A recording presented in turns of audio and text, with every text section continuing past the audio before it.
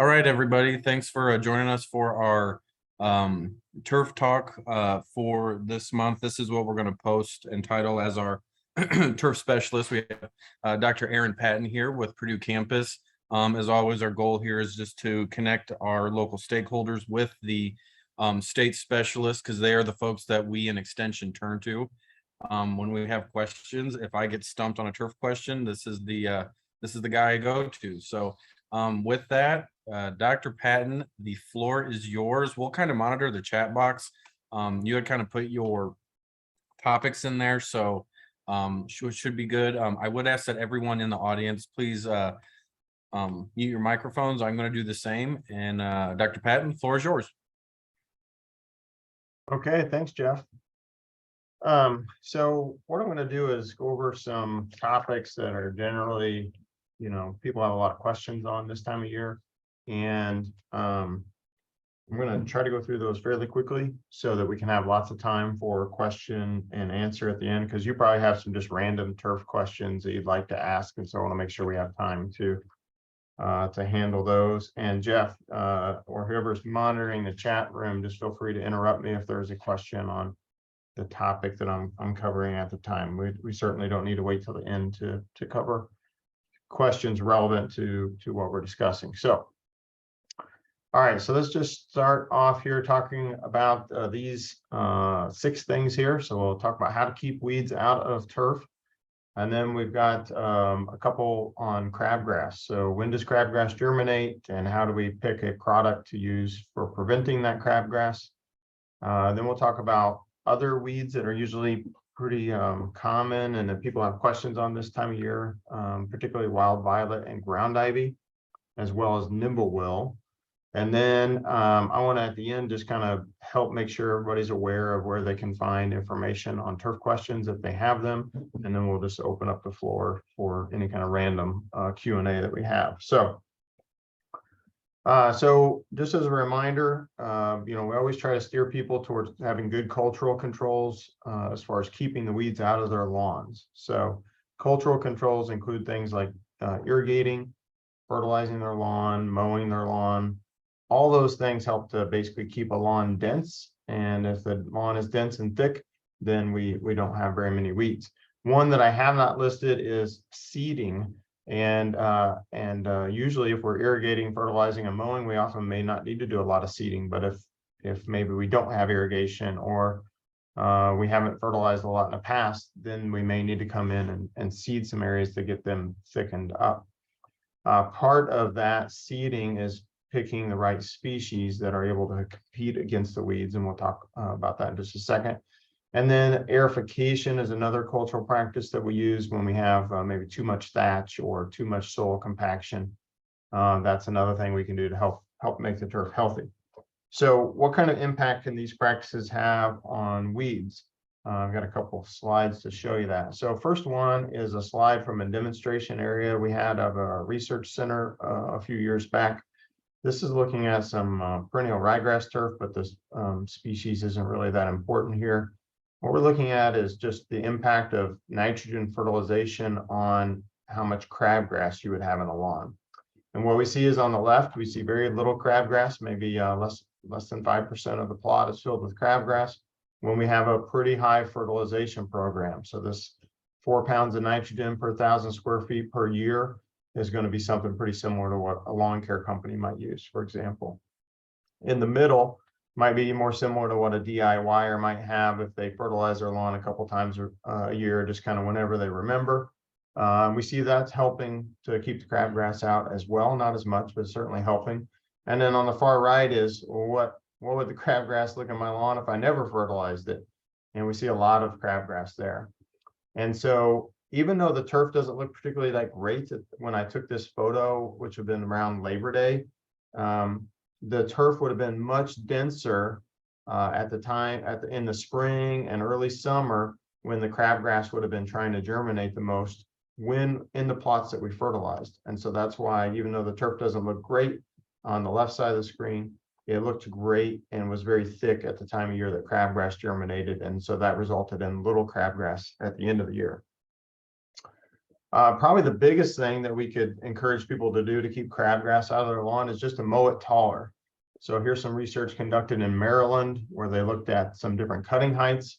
So 1.25 inches, that's going to be analogous to that setting 1 on most push mowers, versus 3.4 inches on the far right is going to be analogous to probably the highest setting that most consumer lawn mowers would go. And if we just focus on that light blue colored bar, that's what happens if we don't apply any herbicide. And we see we can go from 80% crabgrass cover if we're mowing our lawn really short to maybe 3 or 4% crabgrass cover if we're mowing our lawn really tall. So the best thing you can tell a homeowner to do to get rid of their crabgrass is mow it at 3 to 4 inches, and then they'll have very little crabgrass. And then often they may not, and they may decide they don't even need a herbicide in their lawn, because that may achieve the level of control that they're happy with. So fertilization and the right mowing height will do wonders for preventing crabgrass in a lawn. And then another cultural thing that you can do is just pick a good species. And so these are all pictures of different turf species at the end of the summer. And it's kind of hard to tell. I'll try to circle some weeds so you can see. But if we look, oops, let me go back here, get my pointer out. If we look at the Kentucky bluegrass square in the upper left, we see some crabgrass growing in that square. It looks kind of like the other grasses. I guess I can spot it out because I've got lots of practice here. But we see lots of crabgrass growing in this Kentucky bluegrass turf. So of the turfgrass species, Kentucky bluegrass and perennial ryegrass are going to be amongst those that get a lot of crabgrass in them typically. And that's because they decline a little bit in the summer months when it gets hot and dry. And so that gives a crabgrass an opportunity to come in. Versus tall fescue is probably our very best grass at keeping the crabgrass out. And so also with tall fescue, you just kind of have to mow it a little bit taller to have a good lawn. And so that combination of good density in the summertime of tall fescue coupled with a taller mowing height really keeps the crabgrass out. Now on the far bottom right, the chewing fescue, it doesn't look real pretty there, but you see mostly broadleaf weeds there.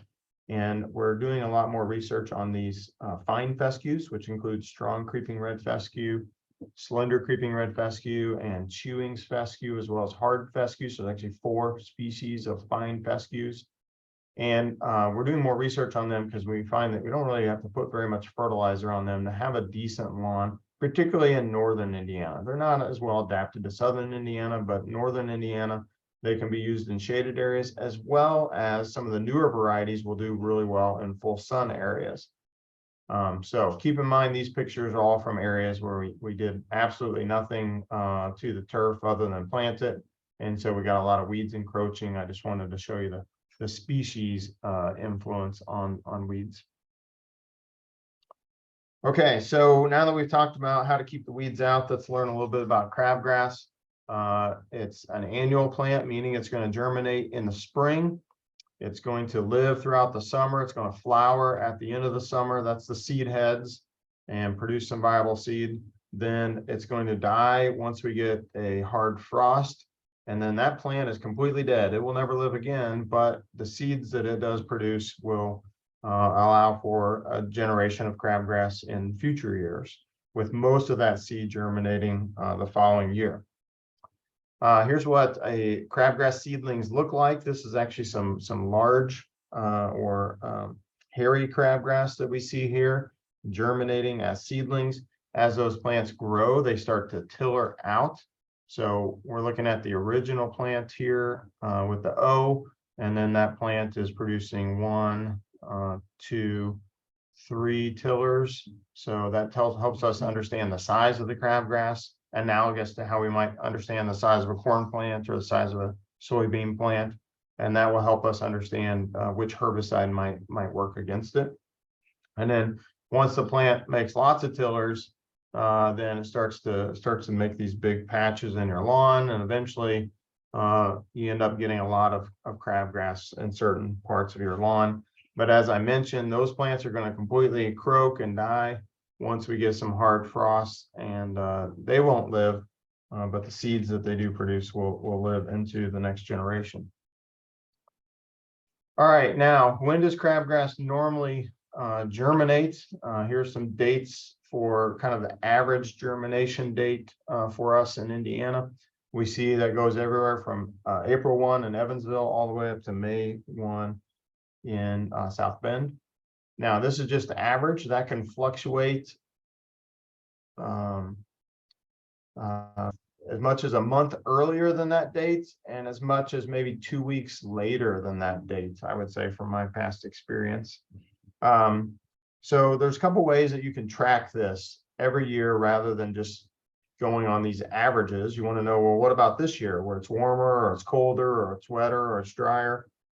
So one way to start tracking this is just to go to our turf website. So the address is simple, it's just turf.purdue.edu.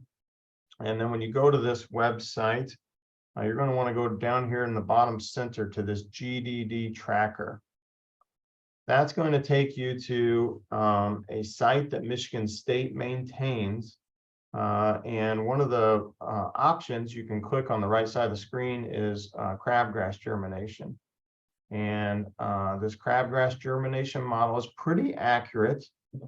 This is a screenshot from last week, but it shows you that it was predicting that crabgrass had only germinated in the southern third of Indiana as of last week. Now, I will say, and I posted something to Twitter on this over the weekend, was that the model, when we have a little bit cooler than normal temperatures, the model will be a couple days late in predicting crabgrass germination. But also remember that crabgrass germination is going to occur first in bare soil areas. So if your lawn's fairly thick, then you're actually not going to see crabgrass germination for about 2 or 3 weeks after when you see it in a bare soil area, because those bare soil areas are warming up faster. So anyways, you can go to this website, look at this model, and see what the data is like on the day you look at the model, as well as a prediction for the following week. So here we are on 4/27, but as of 4/25 for my location, it was predicting crabgrass would have not germinated, but it actually had. Like I said, we're a little bit cooler than maybe normal this year, and so that caused the model to be just a few days behind. Now, there are other websites you can go to. Here's one maintained by Syngenta called greencastonline.com.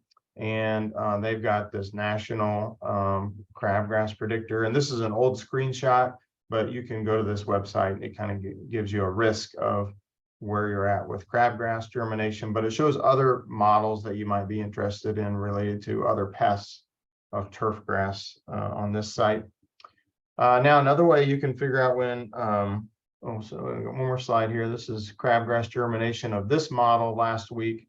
And you can see it's a little bit different than the Michigan State model, but they're both similar, showing this risk of germination in southern Indiana last week.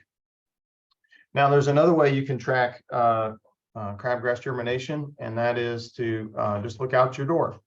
Okay, so we can look for plants in the landscape that are good predictors of germination. And this plant, Forsythia, is one that's often linked with crabgrass germination. The plant actually is not a good predictor of crabgrass germination, though. This plant is flowering well before crabgrass germinates. So what this plant is more of a reminder to you that you need to be putting out your pre-emergence herbicide. So when you see Forsythia bloom, it's just a reminder that, oh yeah, I need to put out my crabgrass preventer here soon, because crabgrass is going to germinate around the corner. And so a better predictor of when crabgrass germination might occur on this particular plant is actually when the flower petals fall off, not when you see the plant flowering. And then of all the plants in the landscape that we have here in Indiana, this one right here, the eastern redbud, is your best predictor of when crabgrass is actually germinating. So when you see that really nice full blossom on a redbud plant, that's very close, in my experience, within a few days of when you're actually going to be getting crabgrass germination, again, in those bare soil areas. So make sure you have one of these plants. You can see one on the way to work probably, or if you have one in a nearby landscape, that's always a good predictor. If I was a golf course superintendent, for example, I'd make sure I had a few of these planted on my golf course.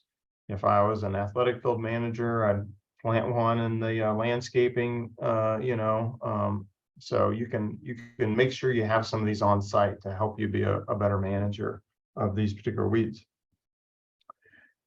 Now, the best way to control crabgrass historically has been through pre-emergence herbicides. So a couple things. One, they're less expensive than post-emergence herbicides, and they'll do a better job, meaning that typically one application of these that's well-timed will do a better job than one application of a post-emergence herbicide. So it's more effective and more cost-effective.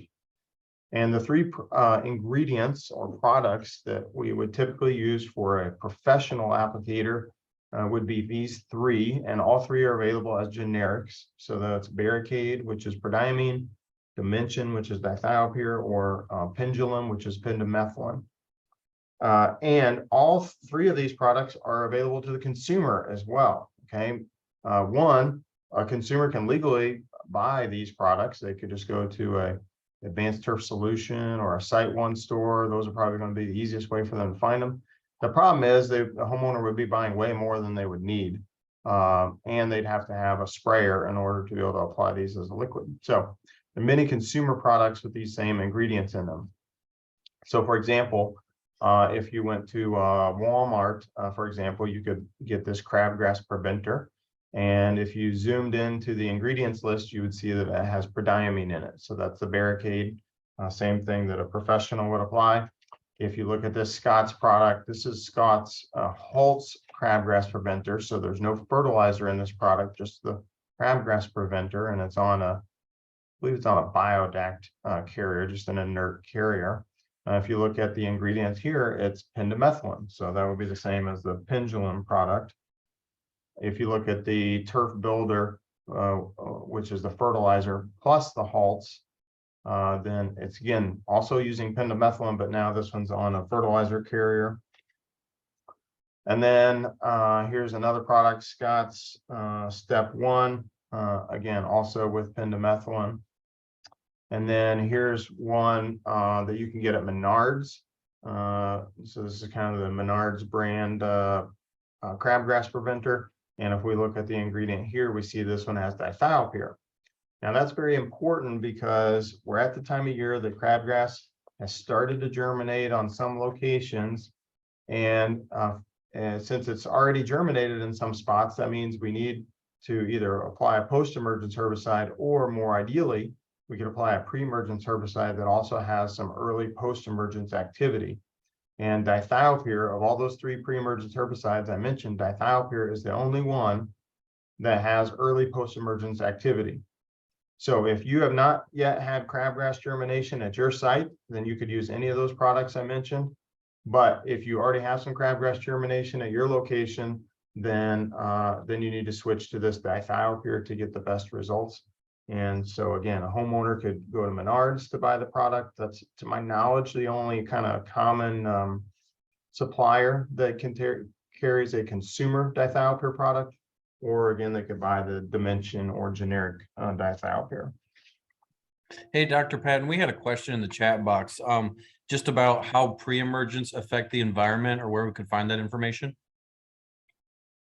Sure, happy to answer that. So a pre-emergence herbicide, for a pre-emergence herbicide to work, then it's got to be located in the soil next to where the seed is, right? And since all our crabgrass seed is going to be at the surface of the soil, or certainly in the top quarter or half inch of the soil, then a pre-emergence herbicide needs to be there if it's to work effectively. So all the pre-emergence herbicides that I've just mentioned, they have a characteristic that they strongly adsorb to the soil, meaning they stick to the soil.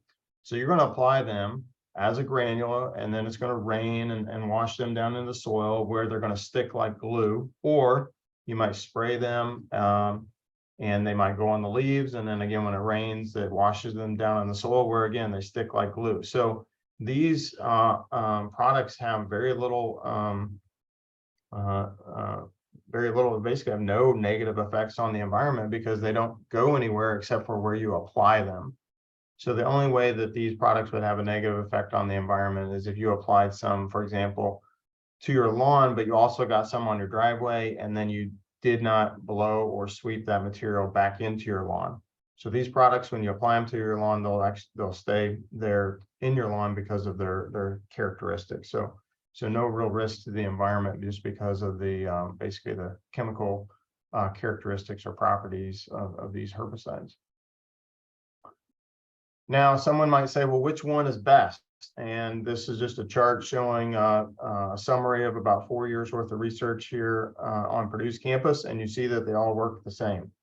So when you're applying them at the manufacturer suggested rates that we found in our work, that they give us similar levels of control. Okay, now I mentioned this earlier, but just to clarify, when do we apply these pre-emergence herbicides for crabgrass prevention? If we're going to use pendimethalin or prodiamine, we should apply them at least 1 week prior to crabgrass germination. The reason to apply them a week earlier is because they have to be watered in either through irrigation or rainfall. So since in the springtime, we typically get rain at least once a week, then the idea is that if you apply them at least a week before crabgrass germinates, you'll have some kind of a rain event that will move that herbicide into the soil so that the product is in the soil ready to prevent crabgrass from emerging. If you're using the dithiopyr I mentioned, that one you can apply basically anytime in the month of April or May in Indiana, and it will work great because that one also has the early post-emergence activity. So apply pendimethalin and prodiamine in theory a week before crabgrass germinates. You can apply dithiopyr basically anytime in April or May. Or I would even say maybe if you're on the very northern edge of Indiana, might be able to get away with early June. But it just kind of depends on how warm it's been and how big that crabgrass is at the point of that application. Hey, we got another question. This is a good one. How long do most of these pre-emergence last, and do they need to be reapplied during the summer? Okay, so that is a great question that has a long answer, so I'll try to make it short. So the products, how long they last depends on the rate that you choose. So if you just follow we'll just say the average rate, they'll typically last about 3 months. If we find that professional applicators, if they're trying to maybe skimp on the rate a little bit to increase their profits, then the products won't last as long because they're going out at a lower rate. These products are broken down by microbes in the soil, and that's how they run out over time, not through leaching, but through microbial degradation. And so because of that, they'll last about 3 months on average, but 2 to 4 months might be the answer. So should you reapply? The answer is if you reapply, you'll get better crabgrass control. But you don't necessarily need to use more herbicides. So what we recommend for professional applicators is to use what's called a split application approach, where you would apply half the product at the normal timing before crabgrass germinates, and then about 45 to 60 days later, you come back and apply the other half of the product. And what that does is it increases the longevity that the herbicide is in the soil by just about 2 weeks or so, 2 to 3 weeks. But that's just enough to kind of fight off any crabgrass that might germinate towards the end of the summer. And whether you put it out once or you put it out twice, we've found that it will run out enough by essentially Labor Day, when you might want to reseed your lawn, that it will not impact any kind of fall seeding that you might want to do.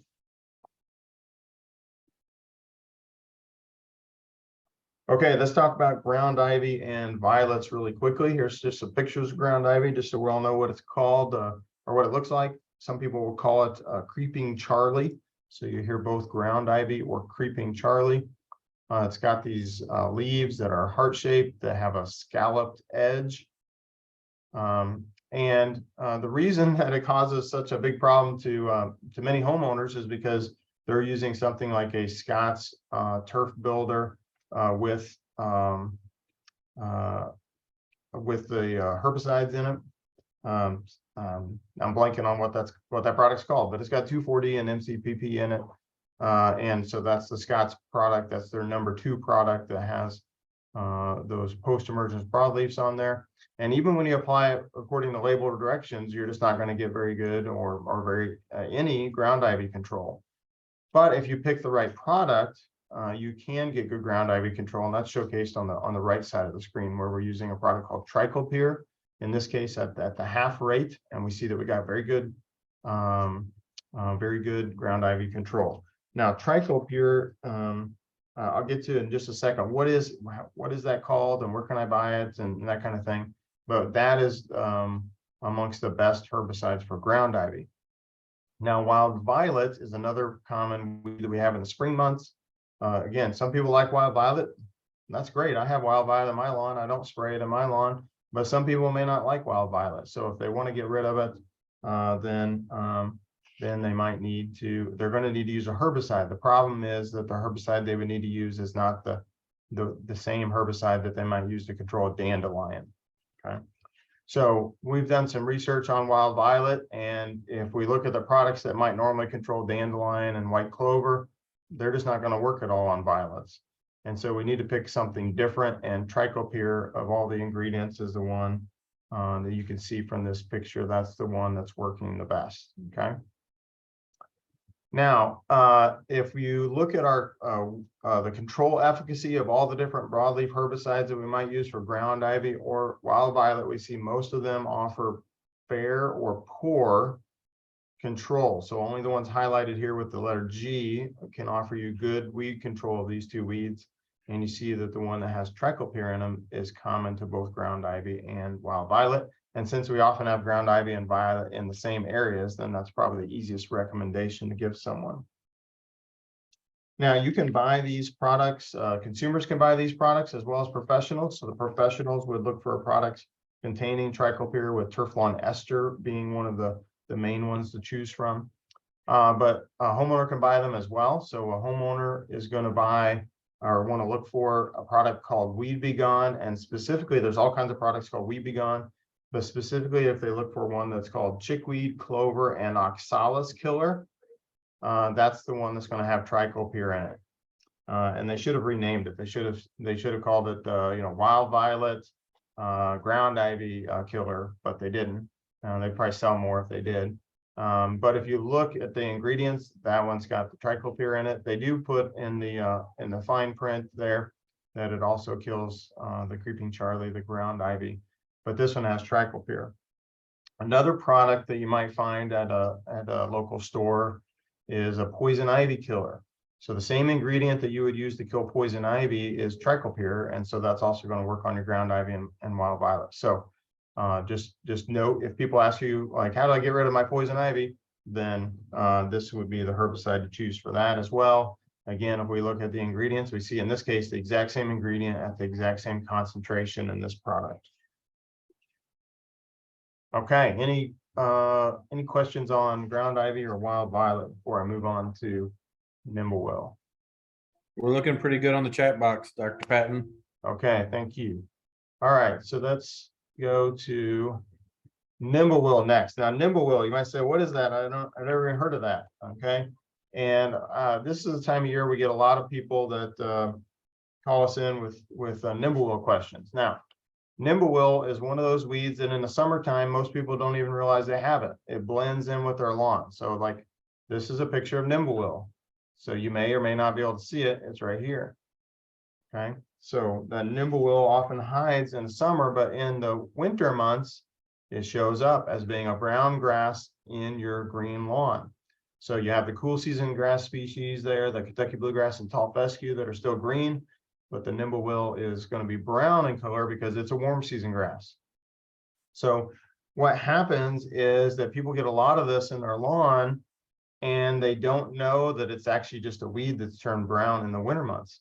They think that they have a disease, or there's some kind of, they think it's dead, and it's not dead, it's just dormant during the winter months. And so it just perplexes people, and they'll ask, what do I do about this dead spot or this disease in my lawn? But it's not dead, nor is it a disease. Okay. Now, Nimblewill likes shaded areas, as this picture clearly highlights, but it will grow in sunny areas as well. To identify Nimblewill, there's really three things to look for. The first thing you want to do is look for a seed head. Now, you'll find this seed head in the second half of the summer and in the early fall. And if you look at the seed head, there will be little fine hairs coming out of the seed. That's called an awn. And that's about the only weed that we'll have in turf that has one of these. And so that's an easy way to spot it. The other thing you can do is look for short leaves. This one has much shorter leaves than our normal turfgrass species, and they're kind of a dagger shape to them. So look for short leaves. And then the reason this one forms patches is because it has stolons. And so it's spreading above ground slowly to form these patches. So if you find these patches with stolons, then that's another good indication that you have Nimblewill. Okay, how can you get rid of this Nimblewill? What can you do? There's a few things you can do culturally. You can reduce the shade potentially by pruning some tree branches. You can overseed a desirable turf species. I would recommend either some of the fine fescues or tall fescues because those are generally shade tolerant. And so they would be able to persist typically in the same areas that you would find Nimblewill. If you want to use a herbicide, you could try to use a non-selective herbicide like glyphosate to kill all the Nimblewill and then to reseed later on after you feel like you've killed the Nimblewill, which is probably going to take at least 2 applications. Or in recent years, we've now have available to us 2 what we call selective herbicides, meaning they will selectively kill the Nimblewill and not our lawn. And those 2 herbicides are Tenacity and Pilex. And I can get you more information about these 2 herbicides if you have questions about how to use them. They're both bleaching herbicides. So when we spray them on the Nimblewill actually will turn white. And these herbicides move to the newer growth of the plant, which is going to be the top of the plant. And so you'll see the top leaves turn white while the older leaves stay green in color. And you have to make multiple applications of these herbicides, at least 2 applications in order to do a fair job controlling Nimblewill. And I think late spring and early summer is probably the best time of year to do that, but I haven't done research to confirm it. It's more my gut on that. All right, now where can you go to find more information? Well, head back to our turf website. And if you go to our turf website, we have a search feature. And that search feature will search basically anything on our website pertaining to your question. So you can type in your search here, or you can just pick from keywords that are popular amongst these things. So, for example, if I search the word crabgrass, lots of things come up about crabgrass, and I can scroll through and find that information.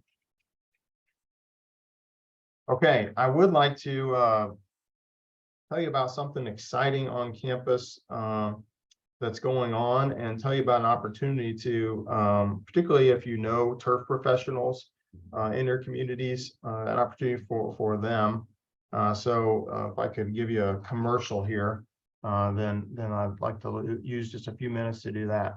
So one of the things that real blessing to our turf program at Purdue is that we have a strong relationship with the Midwest Regional Turf Foundation, which is a nonprofit that's been around since 1945. So it's actually the oldest turf foundation in the country. And this foundation has a very strong relationship with Purdue, giving I think it's over $3 million to Purdue over the last 20 years to support turf research and education here on campus.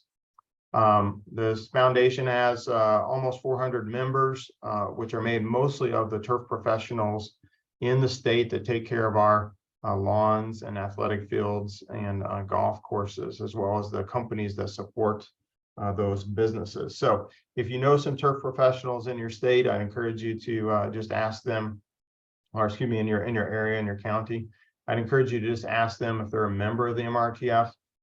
There's certainly a lot of benefit that comes through that membership. Some of the benefits are new, and these include some video archives that we now have available to members, where we've taken a lot of the videos that were recorded during the pandemic for these MRTF sponsored events and put them online so that people can just kind of passively watch them throughout the year for some extra information. Now, another cool thing to tell you about is that our turf program has grown a lot over the last 20 years, but the size of our building has not. So we've been in some conversations with some architects to try to develop an additional building on our research center, which is located on Purdue's campus, that would support the growth of our program. So our existing building's shown on the top right there, and so we're looking to add another building. And what that would allow us to do is to increase safety for us as we take care of our facility. We're not able to properly work on the equipment, and we have a lot of people trying to do work in a small space, which is not always a good thing. So this would allow us to be able to safely work on our equipment, to safely store our pesticides, and to add some new workspaces for us to just help us with our productivity.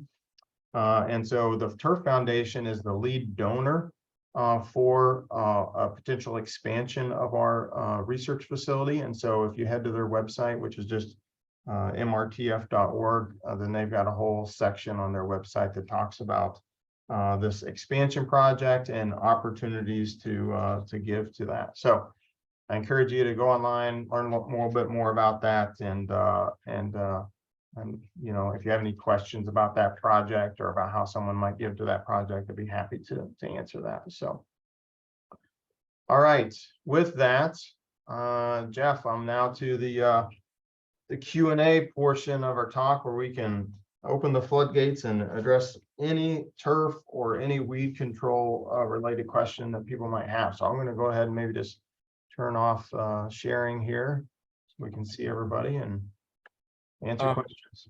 Sure. Yeah. Chat box looks good. I will throw in a comment. I'm glad you're getting the new building. I can attest. I was packed in like a sardine when I got to work out there. So glad you guys got that. One question that has come up is renovating your lawn, or not necessarily renovating, but turning like a border of a property where it butts up against ag land, tilled land, getting that to a spot where you can put turf in, and what just are the steps to kind of get an established lawn in an area that's traditionally tilled and used for field crops. Okay, yeah, so that's probably one of the easiest areas to convert to turf, Jeff, is those areas that have been used for field crops in the past. They're generally fairly level already. They often don't have big rocks in them and those kind of things, because those have been removed, and often the soils are nice and good quality soils because they've been growing a crop there for a number of years. The other benefit is there's not typically a lot of perennial weeds in those areas, so it's mostly annual weeds. There's not maybe a lot of Canada thistle or other perennial weeds like crabgrass and so on that we might not want in a lawn. So the best time to seed a lawn is always in the at the start of the fall or the end of the summer. And you can seed a lawn in the springtime, but it's more difficult because many weeds are also germinating in the springtime. So we do have several posts on our website, as well as a couple publications that talk about seeding those lawns. The other comment that I'll say, Jeff, is that often when you seed a lawn in something that used to be a crop field, you'll struggle with different weeds than a turf might struggle with initially, right? So most lawns, for example, don't have common ragweed or yellow foxtail growing in them.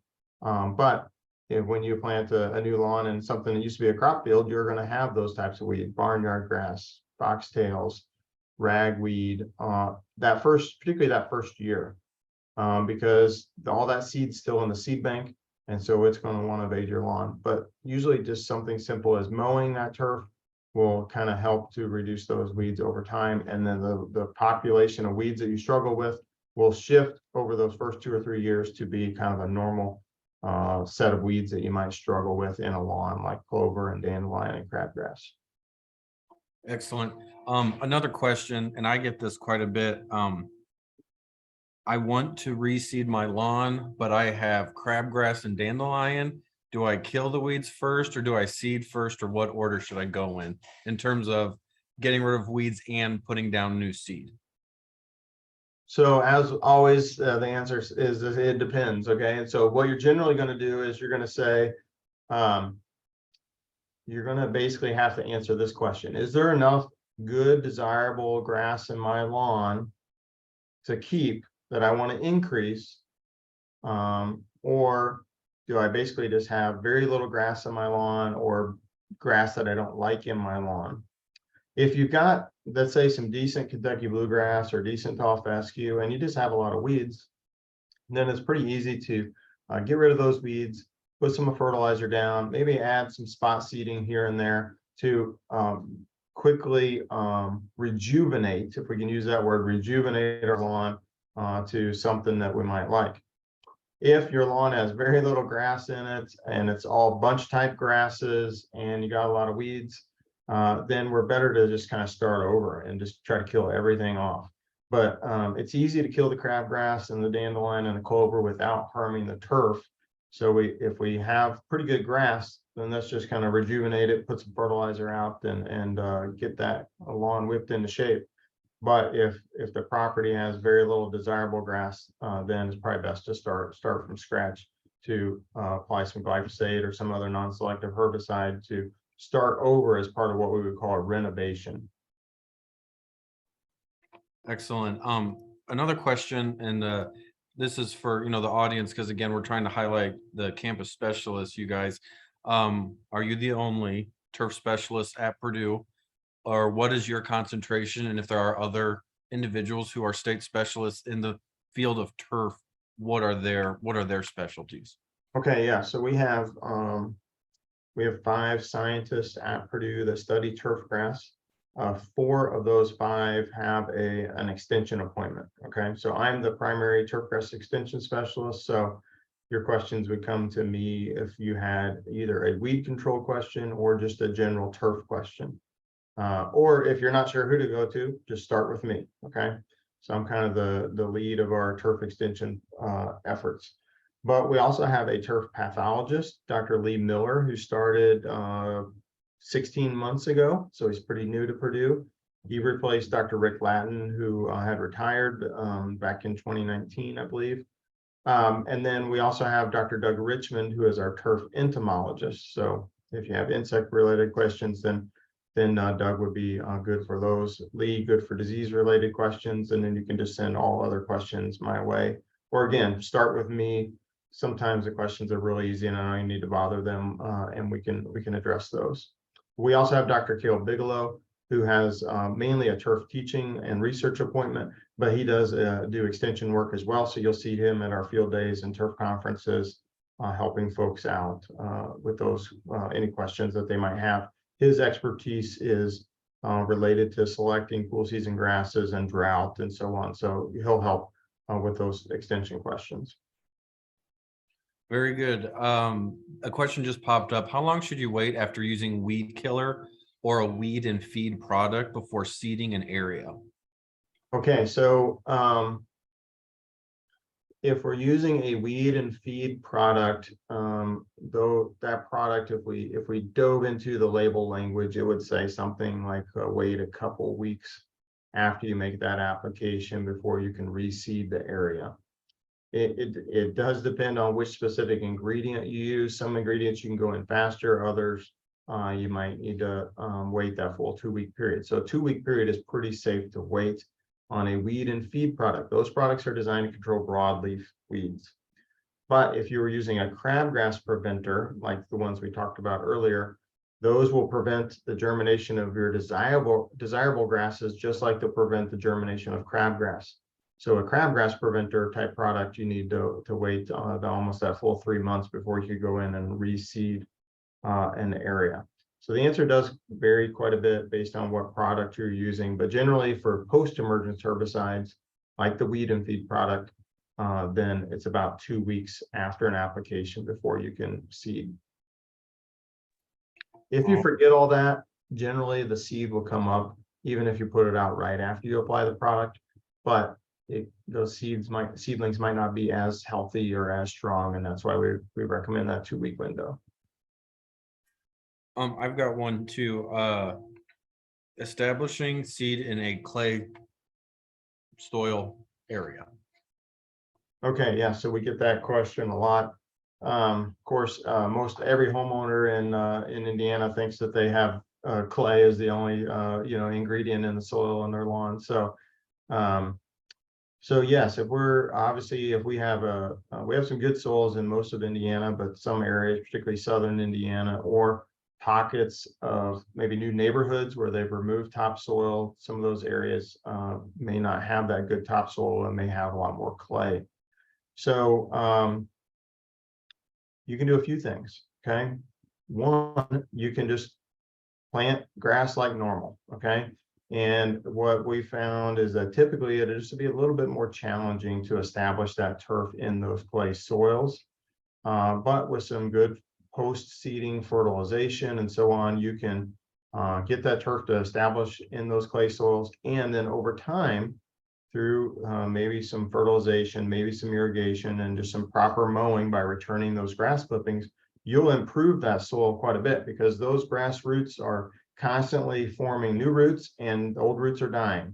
And so you're adding organic matter to your soil over time, and just growing a grass on that soil is helping that soil to be improved and have higher organic matter over time. Just in the same way that if you had a grass prairie, those soils are good because over many, often hundreds of years, they've been growing grasses on them, depositing all that organic matter into the soil, creating good soils.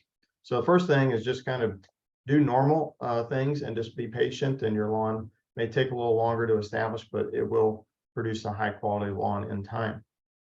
The second thing that you could do, if you're maybe not as patient, is to try to incorporate some kind of compost into that soil prior to planting.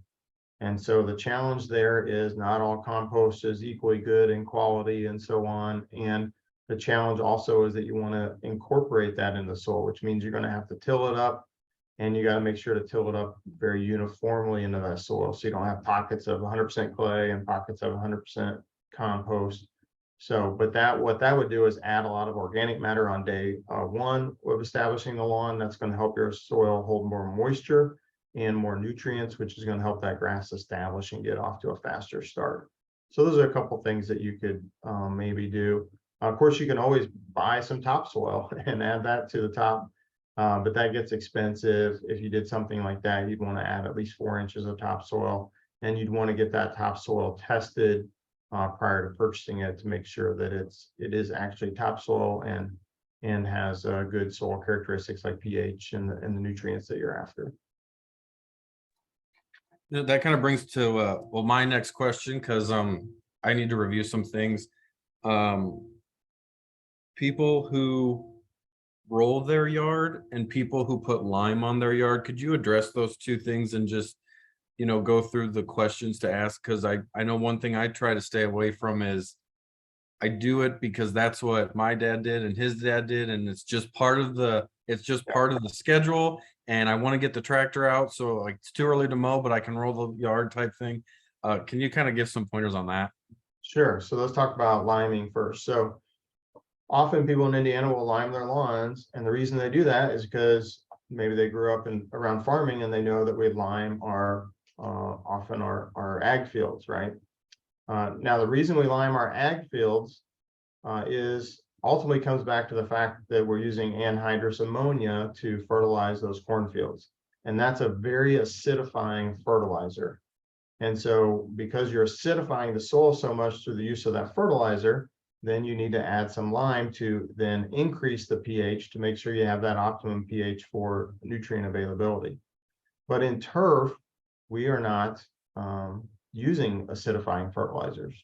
The fertilizers we use just have very little impact on soil pH.